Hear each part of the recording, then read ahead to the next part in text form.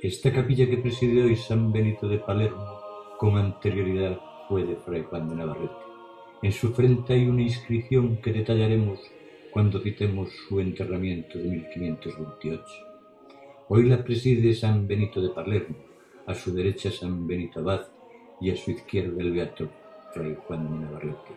Según Castro San Pedro Folgar cita que por la finca conventual se recogieron restos de una estatua de un caballero, personaje este de cierta importancia, probablemente por el abandono de la familia del sepultado.